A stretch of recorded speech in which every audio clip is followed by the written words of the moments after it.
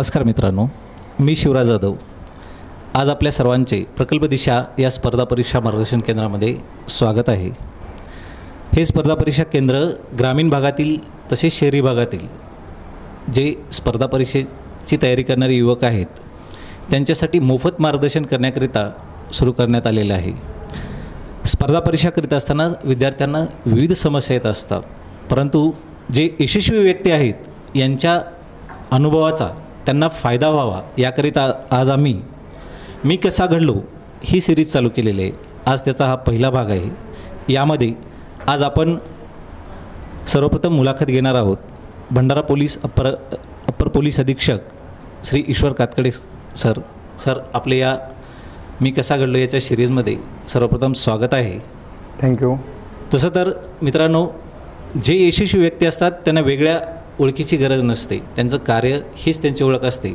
परंतु आपण आज जे आलेले आपले ईश्वर कातकडे सर आहेत त्यांचा आपण एक परिचय करून घेणार आहोत. सर, आपल्याबद्दल सांगा. माझ्याबद्दल सांगायचं तर मी ईश्वर मोहन कातकडे. माझं मूळ गाव हे अहिल्यानगर जिल्ह्यातील शेवगाव तालुक्यातील ठाकूर नेमगाव आहे. माझं 4थीपर्यंत शिक्षण गावामध्ये झालं. त्यानंतर 5वी ते 10वी तालुक्याच्या ठिकाणी शिक्षण झालं. त्यानंतर 11वी आणि 12वी सायन्स शेवगाव याच ठिकाणी केलं. आणि त्यानंतर मी 12वीच्या नंतर डिप्लोमा इन एज्युकेशन 2 वर्षाचा कोर्स केला आणि प्राथमिक शिक्षकाची नोकरी करत त्यानंतर मी MPSCमधून 2011 साली DYSP पदावरती सिलेक्शन झालं आणि 2022 साली माझी अप्पर पोलीस अधीक्षक म्हणून भंडारा जिल्ह्यामध्ये पोस्टिंग झालेली आहे. सध्या मी या ठिकाणी काम करत आहे. म्हणजे सर, ग्रामीण भाग असो की शहरी भाग असो, पार्श्वभूमी कुठून आहे याचा काही असा फरक पडतो की नाही? म्हणजे नाही, तयारी करणाऱ्या मुलांना ग्रामीण भागातील असो किंवा शहरी भागातील असो, तुम्ही तयारी कशी करता हेच तुमच्या यशाला मॅटर करतं.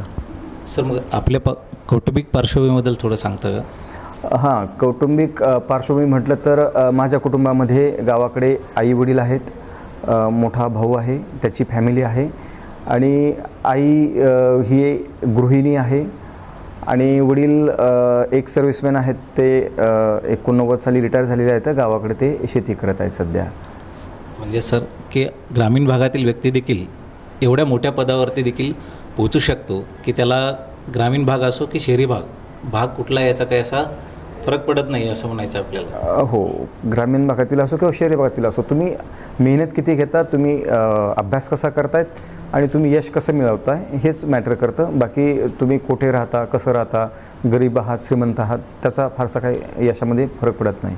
सर, मग तुमच्या यशामध्ये तुमच्या कुटुंबाचा कसा सहभाग राहिलेला आहे, कसं सपोर्ट झालेला आपल्याला? हां, माझ्या यशामध्ये कुटुंबाचा मोलाचा वाटा आहे. माझी आई असेल, माझे वडील असतील, त्यांनी मी जेव्हा 2009, 10, 11 साली MPSCची तयारी करत होतो त्यावेळी त्यांचा मोठा सपोर्ट होता. त्याचमुळं मी या पदापर्यंत पोहोचलेलो आहे. सर, बरेचसे क्षेत्र होते स्पर्धा परीक्षेमध्ये किंवा बरेचशा विविध पोस्ट होत्या, पण MPSCतच यावं असं काय वाटलं तुम्हाला? काय प्रेरणा, काय नेमकं? ग्रामीण भागात वाढलो होतो. 2006ला मला प्राथमिक शिक्षकाची नोकरी लागली होती. त्यावेळी आमच्या गावातील एक शिक्षक त्यावेळी PSI झाले होते आणि 2009ला 7, 8, 9ला ते काहीतरी PSI झाले होते.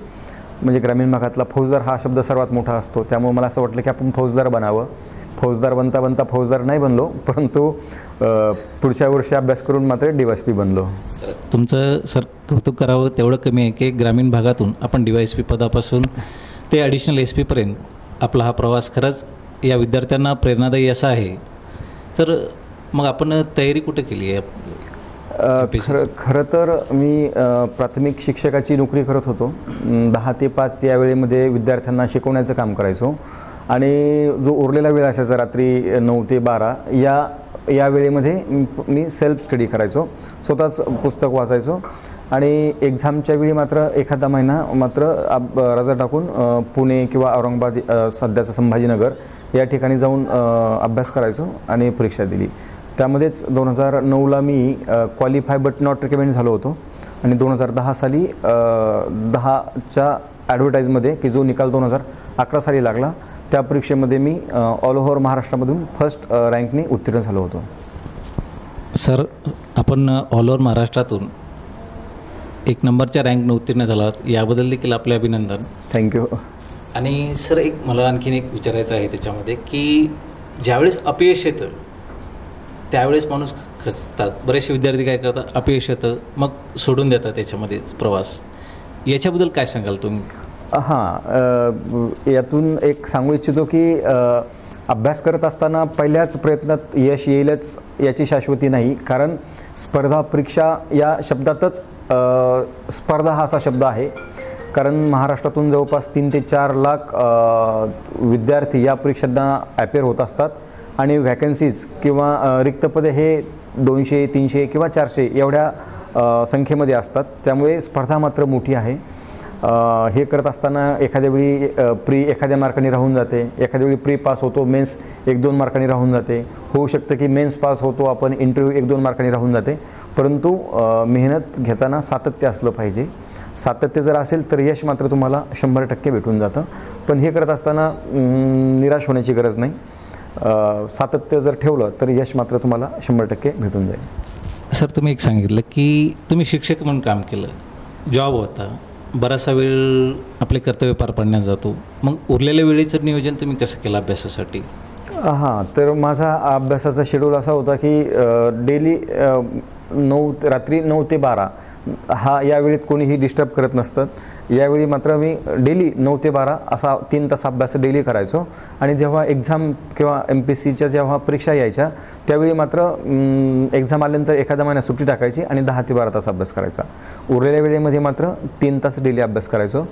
आणि त्यामुळेच मुक्त विद्यापीठचे ग्रॅज्युएशन असतानासुद्धा मी महाराष्ट्रामधून त्यावेळी फर्स्ट रँकने उत्तीर्ण झालो होतो. सर, राज्यसेवा म्हटलं तर मुलाखत आली. सर्वात महत्त्वाचं आहे ती मुलाखत. बऱ्याचशांना ज्यावेळेस युवक ही तयारी करत असतात त्यांना मुलाखत हा भाग अवघड वाटतो.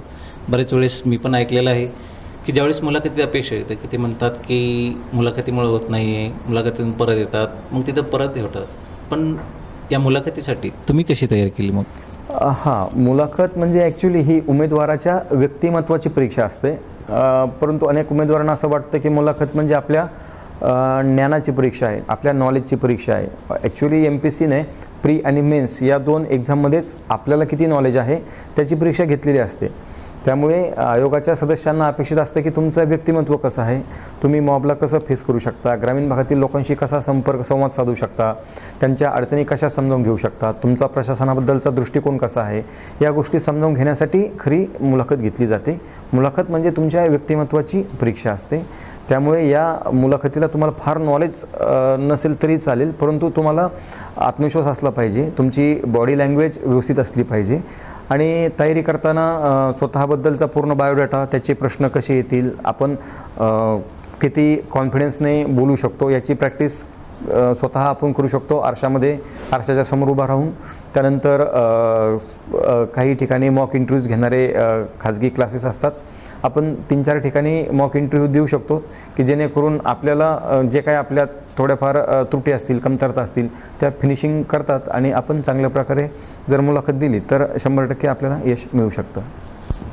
आज या भंडाऱ्यासारख्या ग्रामीण भागामध्ये पोलीस दलातर्फे हा प्रकल्प दिशा चालू करण्यात आला आहे. याची संकल्पना कशी सुचली सर, किंवा हा चालू करावा यामागे काय मोटिवेशन होतं की काय उद्देश? हां, खरं तर 2022 ते 2024च्या दरम्यान भंडारा जिल्ह्याचे तत्कालीन पोलीस अधीक्षक लोहित मतानी होते.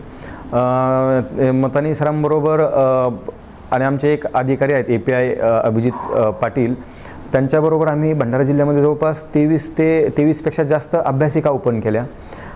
कुठंतरी स्थानिक NGOची मदत घ्यायची, स्थानिक कंपन्यांचा CSR फंड वापरायचा आणि ग्रामीण भागातील मुलांना स्पर्धा परीक्षेची तयारी करणाऱ्या युवकांना अभ्यासिका गावातल्याच कुठंतरी बंद असणाऱ्या रूम्स उपलब्ध करून घ्यायच्या, त्यालाच कुठंतरी थोडंसं डागडुजी करायची आणि त्यामध्ये वर्ग 3 वर्ग 2चे अनेक स्पर्धा परीक्षेचे पुस्तकं त्यांना उपलब्ध करून द्यायचे. त्यामुळे असा फायदा झाला की आम्ही 1-2 ठिकाणी केल्यानंतर आम्हाला खूप लोकांच्या रिक्वेस्ट यायला लागल्या की आमच्या पण गावात लायब्ररी ओपन करा, आमच्याही गावात करा. मग असं करत करत जवळपास 25पेक्षा जास्त अभ्यासिका उपलब्ध करून दिल्या. मग त्यानंतर मनात असा विचार आला की आपण सर्वच गावामध्ये अभ्यासिका ओपन करू शकत नाही, परंतु एक करू शकतो की एक डिजिटल प्लॅटफॉर्म उपलब्ध करू शकतो. त्यासाठी मग अशी संकल्पना आली की आपण एखादा यूट्यूब चॅनल करावा भंडारा पोलिसांच्या नावानं.